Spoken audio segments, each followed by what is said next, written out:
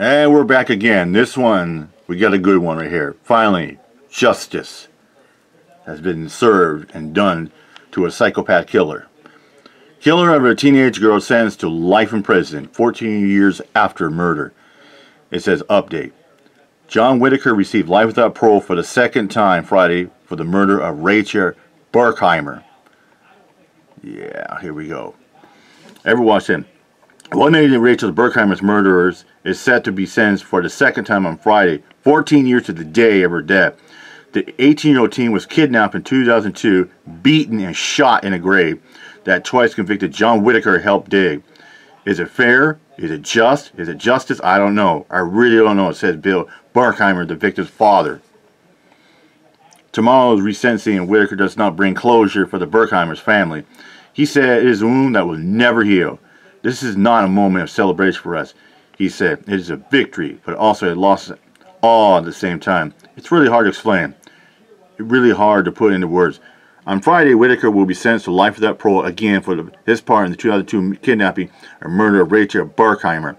He was sentenced to life in prison without the possible parole in 2004 and appealed the conviction. His appeal was stalled when courts heard a case with similar arguments. In 2013, he was given a retrial. This last trial, which was 12 years after the last trial, said Burkheimer, it was the hardest of all of them, mentally, emotionally, physically, in every aspect. A jury convened him again this year. I know John Whitaker got a fair trial, said Burkheimer. Whitaker is one of 8 men convicted in Rachel's death.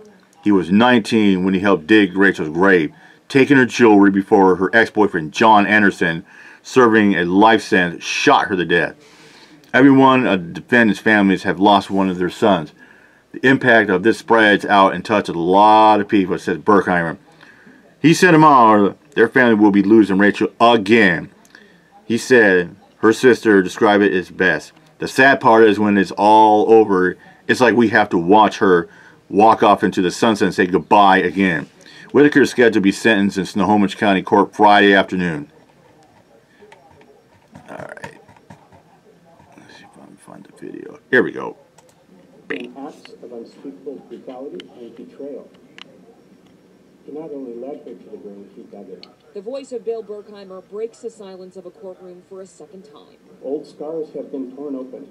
His daughter Rachel would be 32. Instead, John Whitaker and 7 others who she called friends killed her in the woods after brutalizing her 14 years ago. No amount of dirt and rocks that he threw on Rachel's body, no amount of burning and bleaching of evidence would ever hide his guilt. The judge agrees. For the second time, John Whitaker receives a life sentence without the possibility of parole. The evidence supports his conviction. The words are carefully chosen. It's fundamentally disproportionate. Whitaker's defense attorney argues immediately before the sentencing for leniency.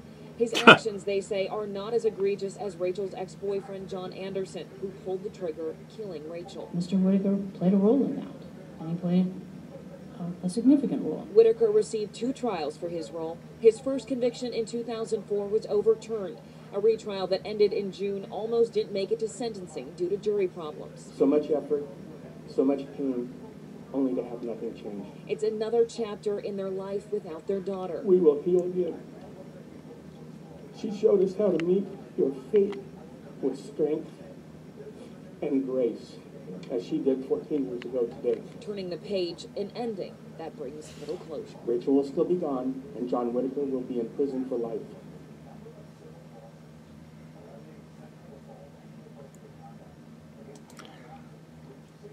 Yep.